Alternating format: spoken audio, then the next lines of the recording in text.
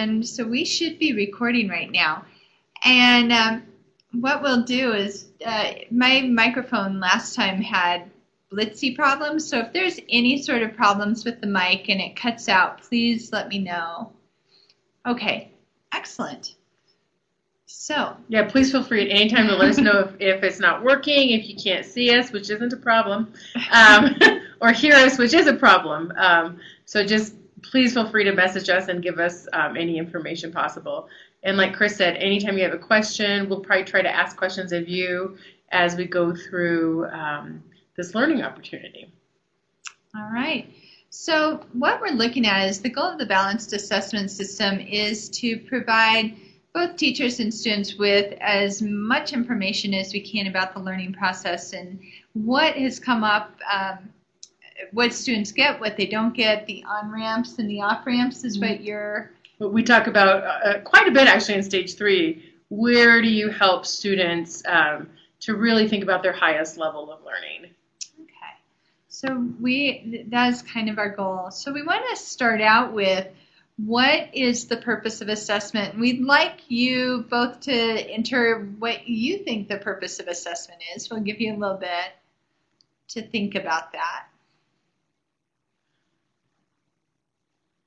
So I always think about assessment from my angle as a student, and how that feedback would inform me. And I think we've come so far in education with really taking assessment and you really thinking about it purposefully and how to move students forward. Versus in my day when at the end of the project and you were surprised at what you received. Right. Because you weren't quite sure what was the expectation as you went along. It's over. It's done now. So we have, Lori, the purpose of assessment is to determine the learner's understanding and to know where our students stand in relation to the goal or standard we are trying to teach. And I think really those are both, it's an informational process. And in the assessment office, we like to our goal as we move forward is that assessment really is not an event, which is what Holly was describing a little bit ago, is that at the end of the learning process, we take a test, we turn in a project, and we get a grade. What we're really trying to come up with is, or help instill in the system, is that it's part of the learning process, that it informs our decisions along the way. And I like, Anita, what you had written, and please correct me if I'm saying your name wrong. I'm assuming that the TH is a th. However, what you talked about, thank you, that it's in relation to the goal or the standard, but really the goals are what we want our students to achieve. So within that relation is that process. Right. So we talk about different types of assessments.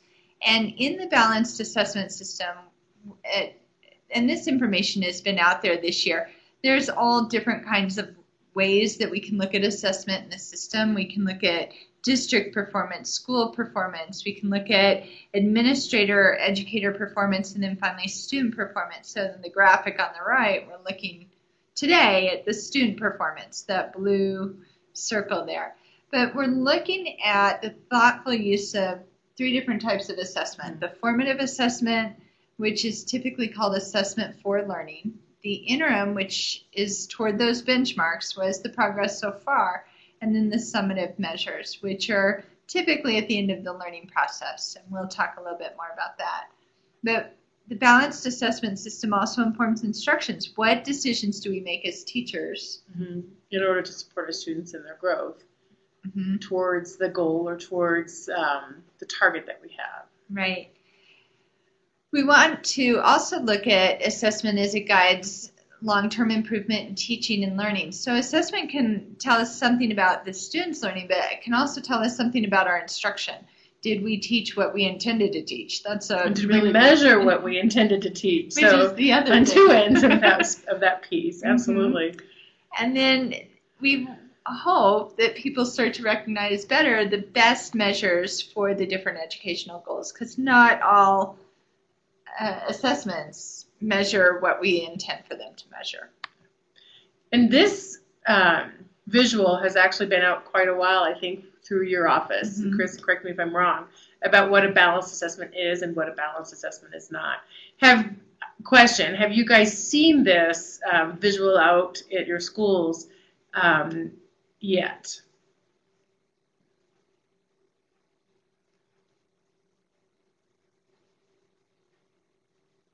And if you've been part of the BASS Advocates, you may have seen this. Okay. And we're archiving this, recording it. So some people may be familiar with it, but others are not. And so what we're looking at is the balanced assessment system. I know it's kind of the buzzword right now, but this is really a state mandate that we put in place a balanced assessment system. So Colorado state law is requiring this. The DCSD strategic plan also emphasizes a balanced assessment system. And then best practices also lay into that. So it is a unified system that provides us a more well-rounded look at what a student knows or doesn't know and understand. You can see it's essential, it's integral, it's not an event, but it's part of the teaching and learning cycle. And so it needs to be integrated as such. It shouldn't just be an add-on or something, oh, gotta throw this in there. That's not a very useful assessment. So when you think about the more balance, that's always what strikes me when we talk about a balanced assessment system, that it's a balance between multiple types of assessment, that it's not just the formative and interim and summative, but the processes and each one of those might look very different or the same for kids depending on what the purpose is. Right. And different too at different levels. And we'll talk about the different types of assessment in just a minute. But hopefully in all of this, what the teachers are getting, and the students, because students need this information too, is that we want information on the student performance and student understanding and their transfer of knowledge. So it is really incorporating all of these different pieces to make a more complete picture. I think we can fairly say TCAP that's a snapshot. No, it doesn't exactly. cover Exactly. What a child can do or what that child knows, except for that one little snapshot. At that one particular time. So we want more information than that on so many levels. So yeah. And if you have any questions, please put them in. And Anita, it looks like special ed and you're a roving teacher, so you are in many different schools. Are you at the elementary level or secondary level? And Lori, same for you. Are you elementary or secondary? Okay. The whole spectrum, huh? We've got it all here. Fourth grade elementary. Okay, perfect. So as we start to look, and I think Holly really likes this picture. I do. I love this visual, and I like it because to me, it shows emphasis, not just the process and the three different assessments, but the bottom one is intentionally bigger, and it's. I think it's in some ways a much deeper practice because it's a daily process, and we should make sure that we spend a lot of time really on formative assessment practices. So I do like the visual because it talks about the frequency of administration and then the breadth of content that is assessed. And so the formative is a huge chunk of a balanced assessment system. Right, and that's the one that's assessment for learning. So it's what informs our daily decisions. It allows us to understand who gets it and should move on, who doesn't and needs reteaching or relearning in a different way. And so those instructional decisions really come from there. Yeah. Formative is not pre-tests, actually. It's these are the day-to-day checks for understanding, for example. Yeah, so it's that exit slip at the very end of a class or an entry slip or observational data, but it is almost in some ways like a progress monitoring tool that you could use on a very informal basis. But like math boxes in math.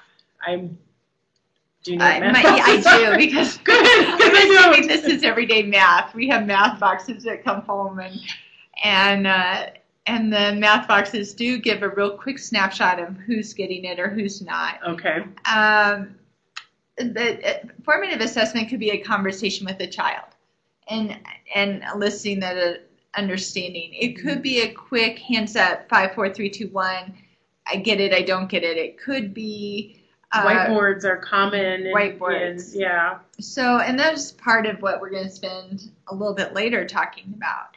The interim assessment, and these are defined, I think, as we move forward, but the interim assessment is a benchmark toward progress. How are we doing toward that world-class outcome, toward that learning goal? So that's in the middle. And then the summative, we typically think of at the end of the learning cycle. You know, typically it was a test, but we're trying to move teachers away from that into more performance and authentic and something more meaningful than just a straight up test. So if we look at summative assessments, we're going to start at the top of that triangle and work our way down. This is the end of the learning cycle. Did the students master it or not? And TCAP is a perfect example of a summative assessment. Did they get it? Didn't they get it? Where were they at that point in time? Right? But you can't wait till the very end to figure out exactly what your students know and are able to do. You should be able to know as you're moving forward how they're going to be, how they would perform on a summative assessment. Right. So is it, do we stop? Did we assess along the way? Did we back up and reteach? What is it we needed to do? Yeah. Okay. So if this is a learning process, the line on the slide, learning process going to the right, that summative assessment is the red line on the end. Did the kid get it? The interims are the benchmarks. So, for example, the district is currently developing district interim assessments, and and that's our hope, Anita, is that we start to move away from everything being a summative assessment, that we really focus on that whole teaching and learning cycle and integrating kids, pulling them in. Process of learning, not, you know, I think of the student process or the assessment process, that it should be a process, but it is because learning is a process. Right. It's not an end. You don't stop. Right. And then we just keep moving on and keep learning keep and going. keep adding on what we learned and hopefully make sure that that's integrated somehow and the transfer of learning is there. So the district has been developing interim assessments. A lot of elementary schools have used the MAP test for interim assessments, and then I know Ames Web has been one that some people have used, but that's not. I don't think the state is using that as we move forward.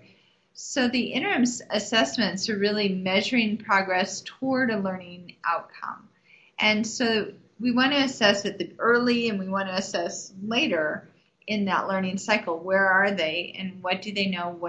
How far have they come? So for the district interim assessments, and I always look at that as the big BAS, for the system of Douglas County, the interim assessments are measuring growth towards the world-class outcomes, basically, or which are connected to state standards and Common Core. And so they're measuring those big pieces. Right. It's very much a learning progression. The interim is set up as a learning progression. So where are kids in September? Where are they in April? It doesn't cover the whole year, but it definitely can show student growth along the way.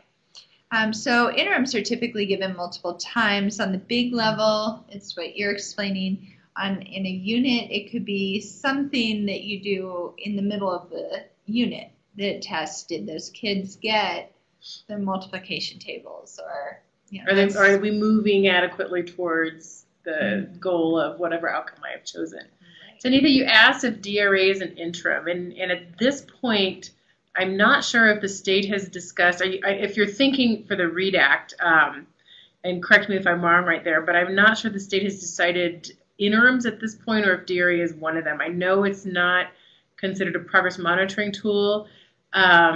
And it's not, or it's still in the process of being considered for a progress monitoring tool, but it's not one of the summatives, I don't think, at this point. It will be supported. The data can be collected at the schools. It will go into the technology platform that we'll have next year. So that data is still will still be really important for teachers and will be valuable information for teachers. Yeah. And you're right, Lori, by design it was created as a formative assessment. And in some places have used it as kind of a progress monitoring tool, and then as a summative in order to finalize that year and to see how the students have grown within reading and reading comprehension. Okay. And then we can look at the formative. We've talked about immediate feedback. This is the day-to-day instructionally sensitive information that allows us to change what we do. So if my kids really didn't understand photosynthesis, I'm a science teacher by trade, and if they really didn't get photosynthesis, then I have some backing up to do, and I need to reteach it, but not the same way. Right. I need to figure out different tools, and for those kids who got it, I need to figure out what else they can do. What you need to go from there. And or if it's a whole class, what did I do? We talked about how formative assessment or assessment can really help the teacher with what did I do as an instructor, not just what did my kids learn, but maybe I need to reteach it completely different.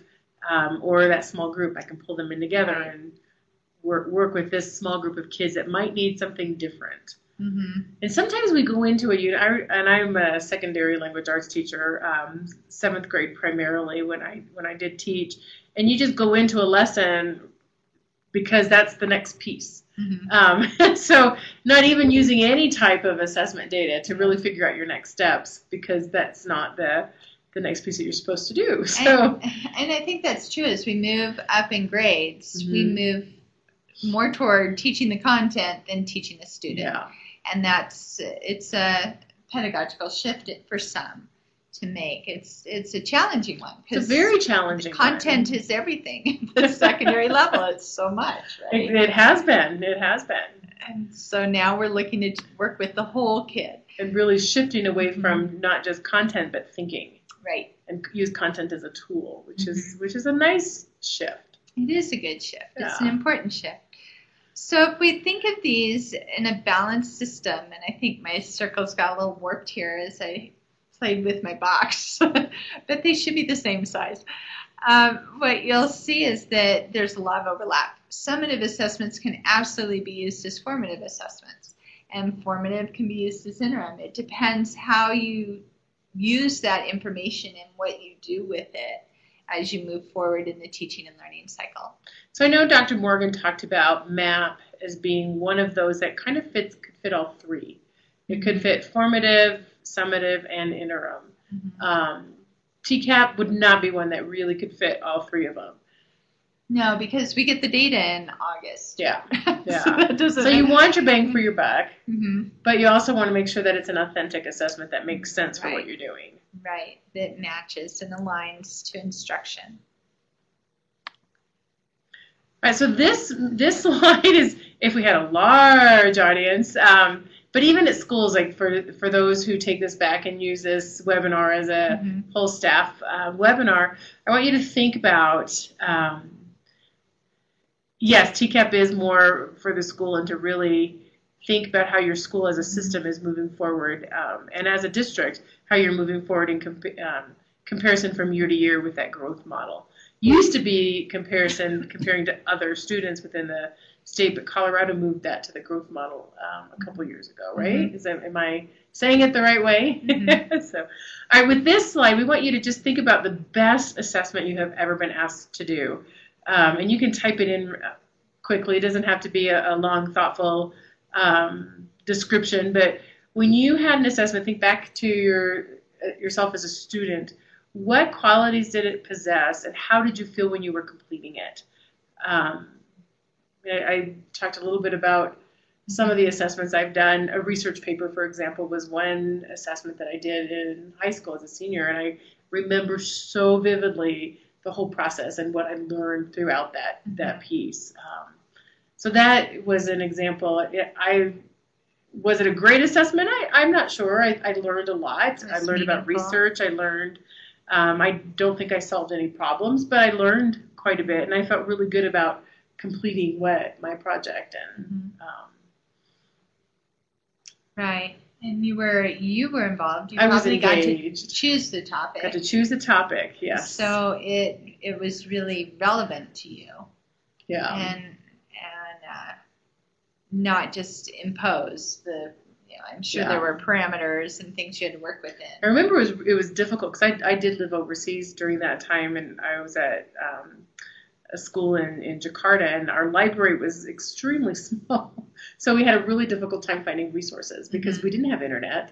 We didn't have anything except what was available right there, and there wasn't a lot of resource available at the time. Our kids now, they have a very different things that they can pull from. Right, it's all at their fingertips, which means that we have to rethink what we want kids to get. Exactly. If it's knowledge based, they can Google it and get the answer immediately. Yeah. Okay, so I see people are still typing here. History came alive. My partner and I researched character and then presented them as if they had met by chance. So, Lori, when you think about that, what did you think? How did you feel while you were completing that? Because it sounds like it sounds like an interesting process. Mm-hmm. And then the information toward the math and the goals that are laid out in the current progress. Mm-hmm. So. And these are very different. I think that's part of it, is learning is personal. Yeah. And what one person loves is not necessarily going to be what another person loves. And I know as a teacher, I would have driven, as a student, my teaching would have driven me crazy. So exactly. Yeah. So Laura, you like that hands-on experience and then getting involved in, rather than just the writing, but you obviously had to have the thinking piece, and I'm sure there was some writing that allowed you to really, when you do the presentation, that allowed a teacher to be, or would have allowed a teacher to assess what their thinking was in addition to that. Yeah. And really getting into, if you're taking two characters from history, you're really going to have to think critically about what is that conversation? How will they engage with each other? And what kind of conversation would they have around different topics. So I do know I love research ever since my research projects. So that hit it for you. It hit it for me. So whatever we decide to do, though, within a balanced assessment system, especially with backwards planning, which is where we're kind of going, or we are going, thinking of student assessment, that small circle within that whole system, we have to always think of that alignment piece. Is it matching? So when we look at stage one with the world-class outcomes, we want to make sure that we're not only thoughtful about the outcomes, but thinking about what authentic performance or authentic product, or what do we want our students to be able to do, which is that stage two of backwards planning. And I'm sure all of you have had a lot of professional development around backwards planning, some more than others. But when we think about the stage 1, 2, and 3, we always talk about alignment. Right. So stage 2 is your assessment, your little bass. And I love the big bass, little bass. So you have to have a balanced assessment system even within a unit. So what would be the formative, what would be the interim, and what would be the summative? And of course, oh good, Anita, that's outstanding. I'm glad you were included on that. Sometimes we hear that special education teachers are not quite sure where they're fitting within the process. And I always think of, depending on pull-out or co-teaching, where you fit in that part of backwards planning and making sure that that piece is aligned. Right.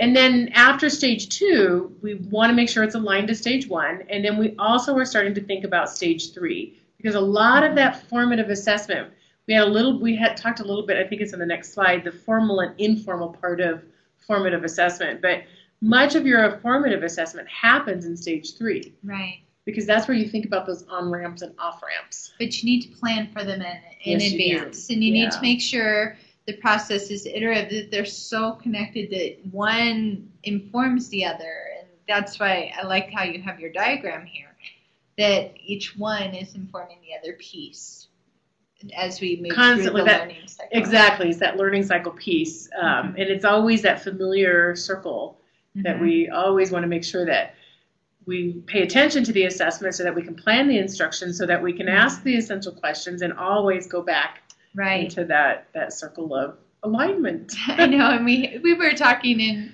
our various offices about something completely separate from this, but it looked a lot Looks like exactly the same.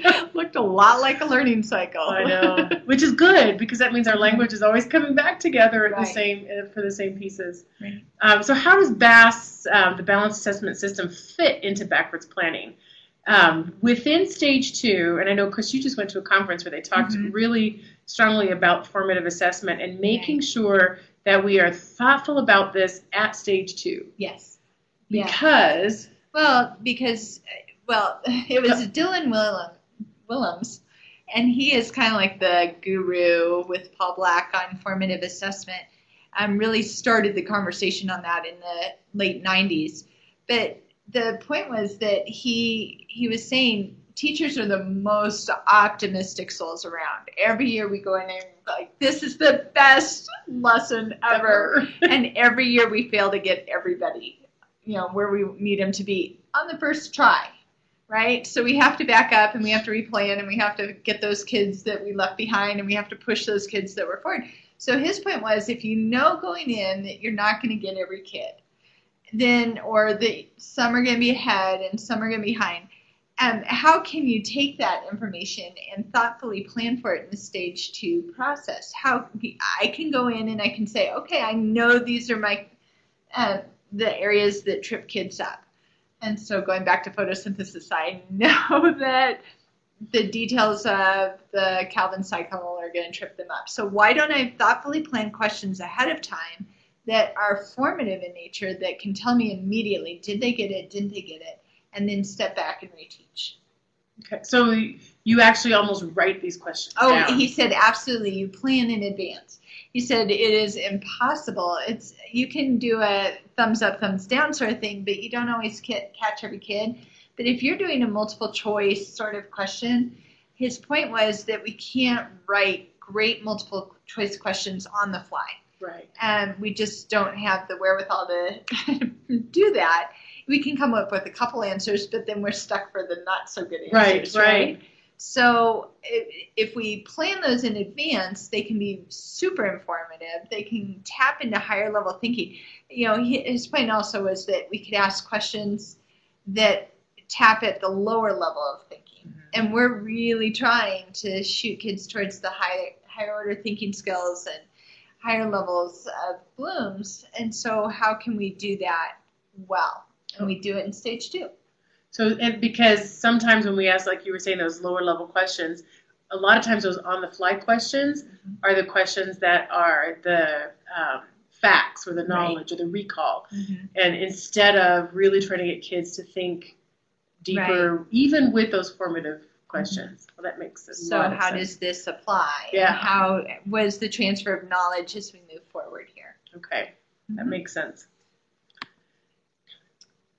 And then stage 3. Stage 3. I mean, we all love stage 3 because it's the craft, it's the art, it's where we can get lost in our love of teaching. So stage 3, I think, not only do you incorporate those more formal formative assessment items, but it's also a place where we have those informal, the quick thumbs up, thumbs down, observation, anecdotal. And this, Anita, you probably have a lot of experience with this too, and Lori, I'm sure you do too, with those on-ramps and off-ramps. What do I do when a student isn't getting it? Or what do I do with those students who already have this concept down? Right. So where do we go? And I like Lori's comment here, just having, creating these questions in advance, you can really hit, you're right, the low level versus the high level. Yeah.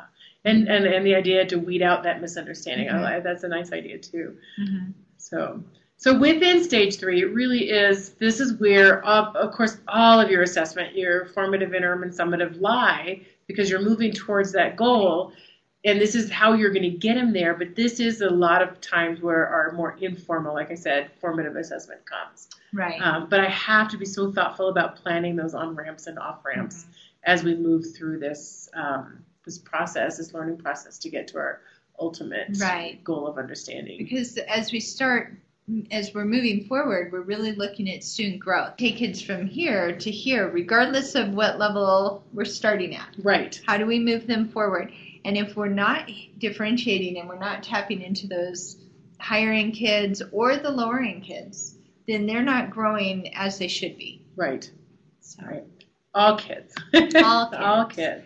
So this one is just, it's a definition that Brookhart has in the book. It says formative assessment provides information about the learning process that teachers can use for instructional decisions and students can use in improving their performance, and that motivates all students. Yeah. So formative assessment initially was that basic line just in black that it's what provides information about the learning process, but really it grows on each other, which should be instructional or informational for the teacher. It can help students identify where they're at, and it should help motivate them.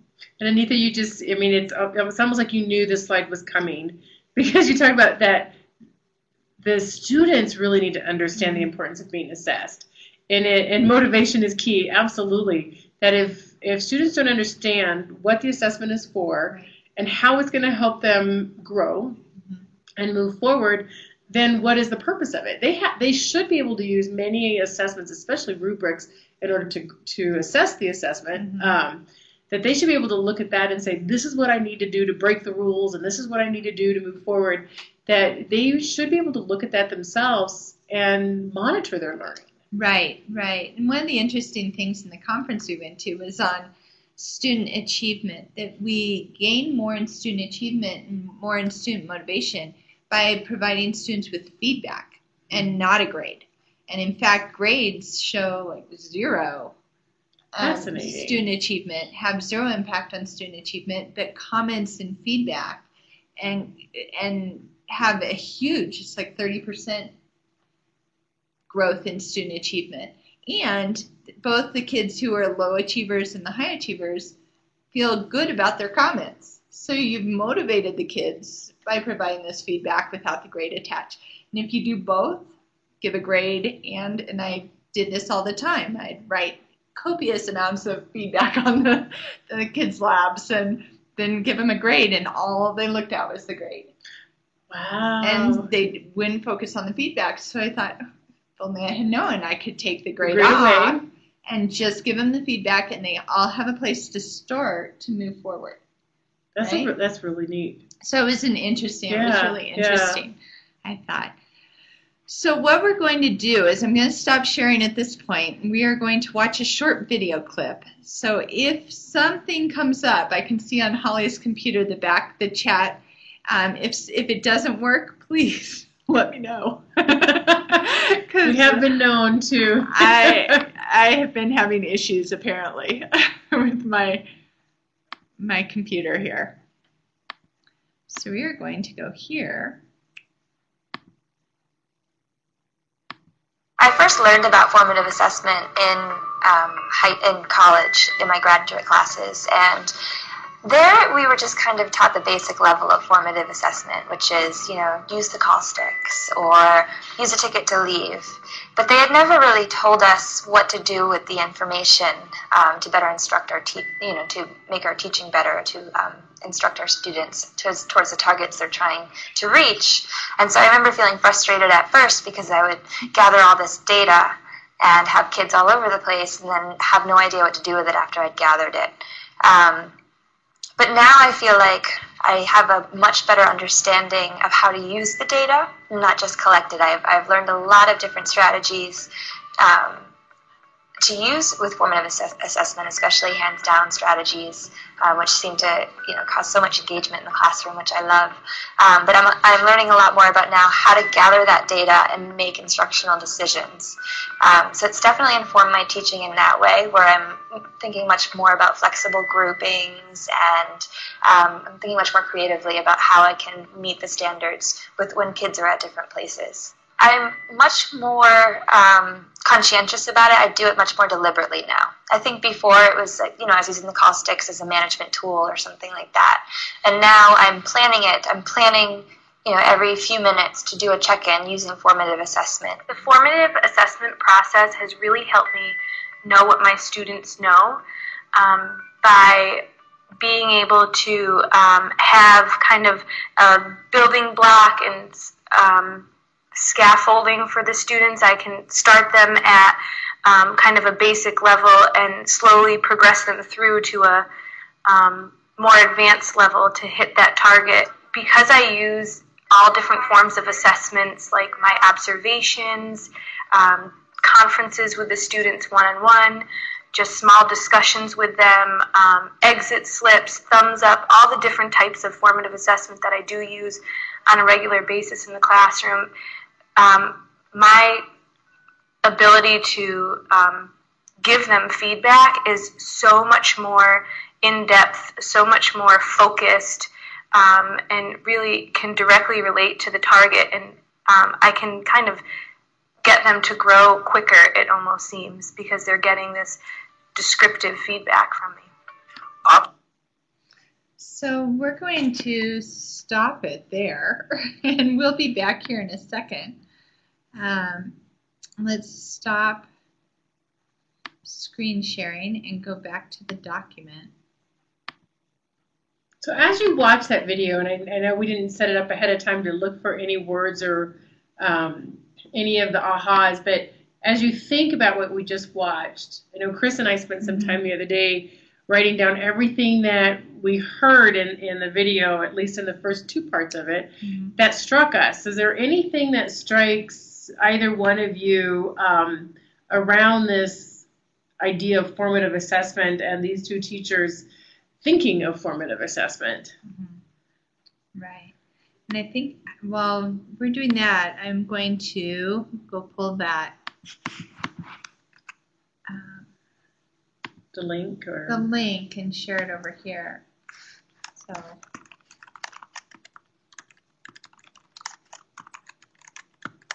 Anita's absolutely right about using formative assessment to give immediate feedback to students, and then to adjust your instruction based on that feedback. And I think I've heard many times this week, sorry, you're down to the camera, about what do I do with data? We have tons and tons of data. It was actually an IBM commercial I was watching last night that says we've got lots of data, but it's what we do with it that matters. Right. And we have gazillions we of have data. So much data on kids, and as a special ed teacher, you really understand that. Absolutely, absolutely. And Lori, thinking about the idea of not knowing what to do with data, we did all start there. We all have really struggled with that piece. We know we're supposed to collect it, but sometimes we don't quite know what to do with it, and that is where the idea of differentiation came from. Right, and I'm first to say I'm terribly guilty of doing exit tickets, for example, and then just reading through them and doing nothing with them. Yeah. And Anita, thumbs up, thumbs down is a really great, quick way to gather data from your students. It doesn't always tell you where you need to go from there. Right. It gives you a quick overview of, okay, who do I need to then either have a conversation with to figure out next steps, because 5 different kids might not quite understand what you just did, but you don't know where they got lost. Right. So then it gives you that data to say, ooh, I need to go connect with so-and-so to figure out where she or he got lost. Right. And part of the danger in just doing a thumbs up, thumbs down would be that you don't know the specific, where do I need to reteach? Whereas if you had those questions planned out in advance, then you could really tap into, did they get this piece of it? And how can I quickly reteach that? So that could be a good thumbs up, thumbs down if you had that really good question ahead of time, that then they could give the thumbs up if they understood, or a thumbs down if they didn't. If they're good at self-assessing. And they're okay not putting, my neighbors all have their thumbs up. So I'm putting mine up too. Yeah. So you may miss some things if that's the only measure for doing that's formative. And so some of the words or the concepts that Chris and I pulled out of here was that it's always very deliberate, and it's it's used to really scaffold instruction Right. and scaffold learning opportunities for kids, that building block. And we really want to meet those world-class outcomes. So we need to set those outcomes clearly in stage 1 of the learning cycle and the backward plan, so that we know what it is we're trying to measure along the way. Discuss and lead. I'm starting. Yes. Trying to read Lori's that if there's a lot of kids shaking their hands, you discuss and lead into clarifying questions. That's a really good way then to really delve deeper into what your students do know and what they don't, and then where to go from there. A good follow-up for those particular kids. Absolutely. And I think the follow-up questions is so key here. So how do you dive in and get to know what kids really know? And I think I've been, did you get it? Didn't you? And then I've just moved on. Okay. Yeah. Enough of you got it. We're all moving on because that's what we do. That's what we do. Because of time. I mean, it's always that hard idea. Right. We do completely understand that. Time is always a wonderful commodity. It is. And like we talked about earlier, at the higher levels, it gets more content driven, and we have to get through so much. But it should be purposeful, very focused, and always related to the target or to that ultimate outcome, like you had said. Right. And so then using data, what do I do with it? How do I know that the learning targets were met? Or how do I know that I'm measuring those actual learning targets? Those are 2 areas that we want to always be able to focus on, that if that learning target wasn't met, what do I need to do? That's that stage 3 on-ramp, off-ramp. Right. And like we said, sometimes with just that thumbs up, you're not going to really know what learning target was misunderstood. So I have to be able to find that information out from my students so I know where to go next. Right. And then that differentiation piece, I love this comic. I've never seen it before. But it cracked me up. Yes, everybody has to climb that tree. It's fair. So we laugh at this. But we do this oftentimes, and I'm very guilty of this as a language arts teacher, that I gave the same assessment to every single student. And sometimes that wasn't always the right assessment to give. And it didn't always give me the right data that I needed to have. For any particular child in my class. Right. So really looking at how does that fit, how does that inform us, and what do we do along the way again? Yeah. Okay. So as we look at quality assessments, we want to ensure that all of our assessments are of the highest quality. If they're no good, it doesn't matter what they look like, they're still no good. They don't meet the learning targets. So we want to make sure that they actually do what we say they're going to do. And there's this big assessment breakdown. If we look at it, again, as concentric circles, we have assessments. There's a huge area. It encompasses a lot. Performance assessments are a very specific type of assessment. And then we have authentic, which are even more specific. And authentic really is getting at the kids are not, the distinction between performance and authentic would be performance is a simulated real-world experience. They're going to pretend that they're presenting this to the stakeholders. Whereas the authentic is they really did write that editorial and they sent it to the newspaper and they published it. Or they met with the town hall and gave their presentation to change something within the community. Exactly. So that authentic is that real world audience and really involving kids in those activities, which we can do on so many ways. Now, there are some standards of excellence that all quality assessments have, whether they're formative, interim, summative.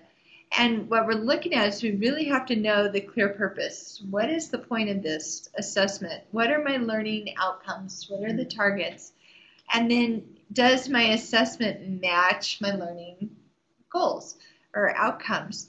So, and I know I've done this. I've designed an assessment that kids are supposed to I don't know, I can't give you a concrete example right now, but they're supposed to understand and explain and transfer some learning information, and then the focus of the project becomes the product and how it looks and the creativity that went into it, not the information or the content behind it.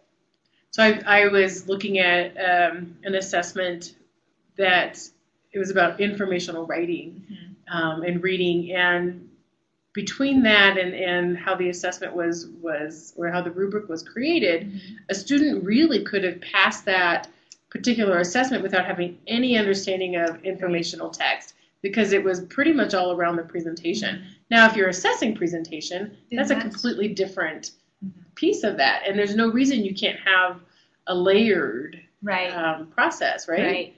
Right, and we do want to teach those higher level skills, the communication, the creativity, the critical thinking, and we can assess those, but we also need to make sure that there's that transfer of learning or that knowledge base behind it. Yeah. And that we're assessing not just the beauty of the product, but the understanding and the transfer that goes behind it.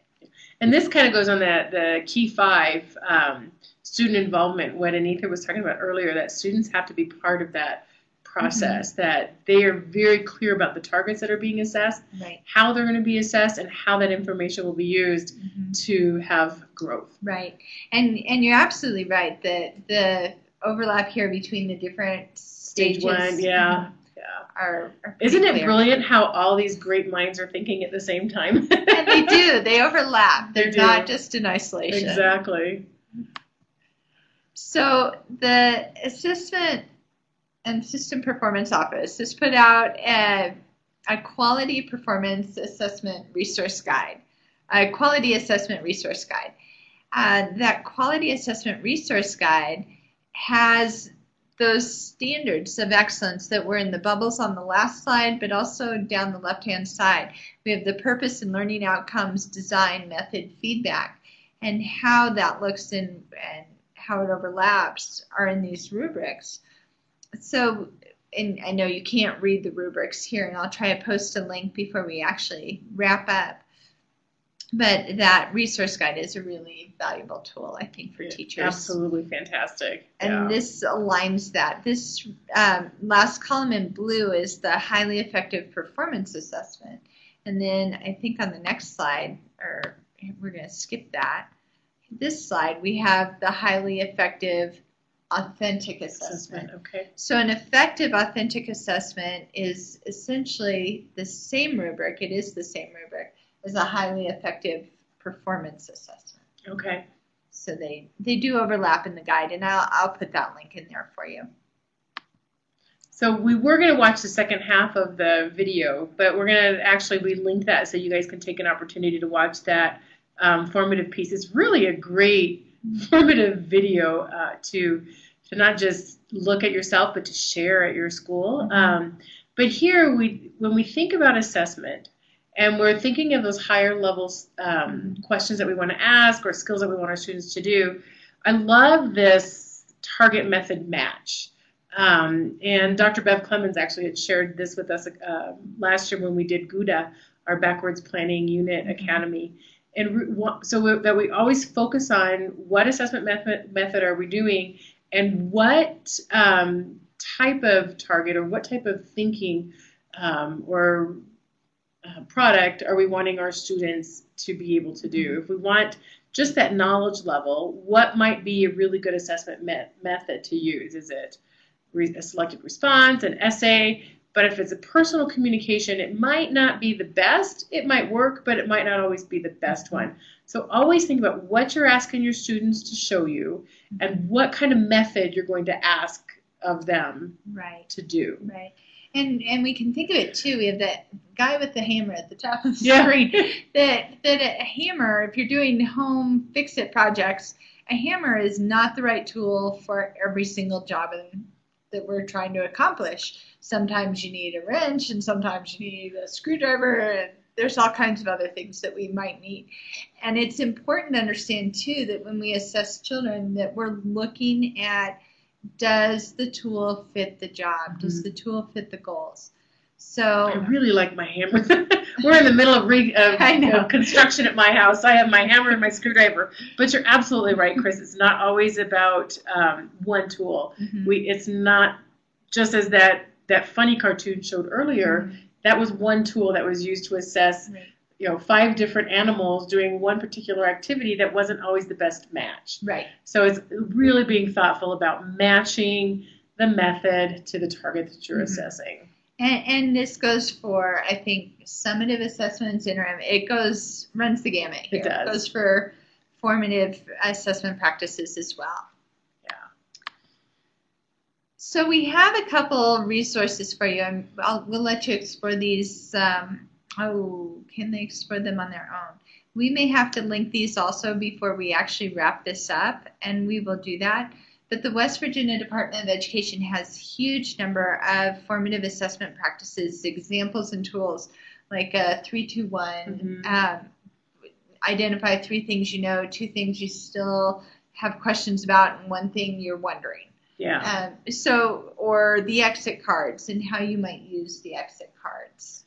It's a great place for a lot of different tools that gives you not just 1 or 2 hammers, one hammer, but it gives you all of the different types of tools that you could possibly use. And Right. it expanded, and I knew enough about formative assessment to be dangerous, but it gave me so much more information on what other ways I could use formative assessment, or Right. some methods that I could use. And I think each of these links that we put in here provide tools for your tool belt. Yeah. What can you do with kids as you're thoughtfully and deliberately planning your lessons in your stage 2 to align with your stage 3? How can we access that? Yeah.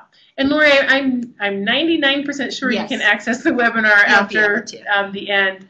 I think it will be archived on the Learning and Leadership website. Right, and I'll put up the actual site when we finish this so that Okay. you can see what you can do, what you need to do to earn PGI credit. You can earn up to an hour of PGI with this as well. So before we wrap everything up, I will link some of those those websites new. I'm reading your post and then doing that with the how you can get the I just lost it. The PGI credit. PGI credit. So we'll post that up so you can get that. So you can get towards those 15 hours that are required. Lori, we're new at this too. We are. We are. So, but the Buck Institute, it's BIE.org. I can tell you that. And this is a really great, I'm trying to type and do this. It's BIE.org. And their resources there are just amazing. They have a lot of videos that we have, that you have of formative or performance assessment examples.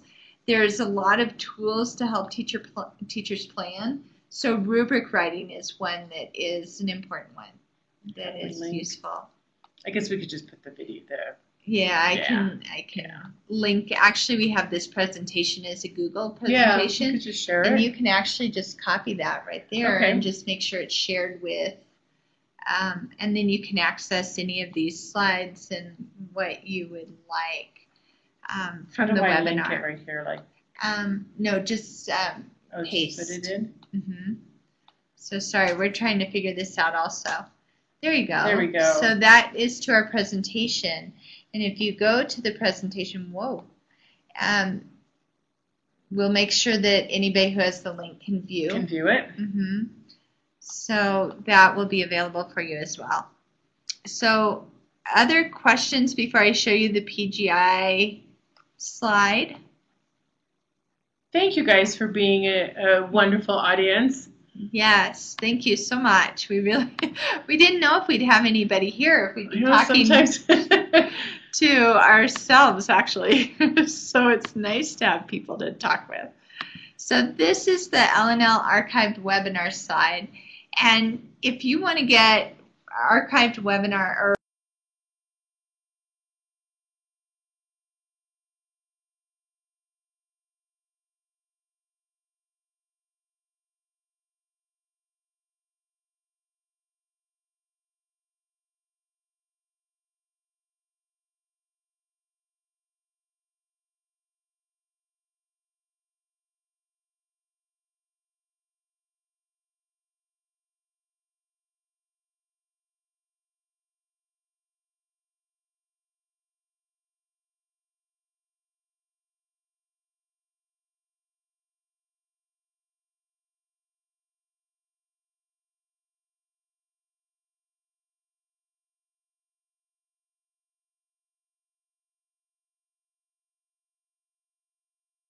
webinar credit. You can get it for archived webinars, or you can get it for live webinars. And for live ones. Yeah.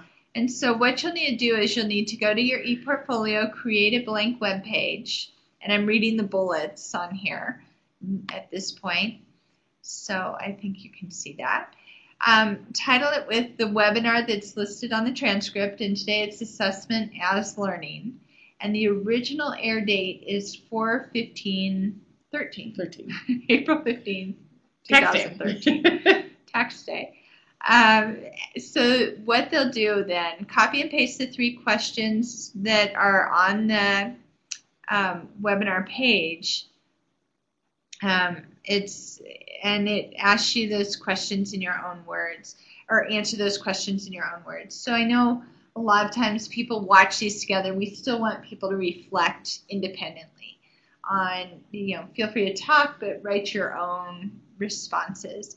And then you will need to send the link to Renee Hoyt, and she will check it and get you credit, is how that works. Perfect. And I'll type her name in here. Mm-hmm. And then if you scroll down on this page, and we should probably just put this page on here as well, so they have it, is that as you scroll down, these are all the archived webinars, and so you can go back and view the recording. So this one will be up in a couple days. Yeah. So, is there anything that we're missing or that you have questions about?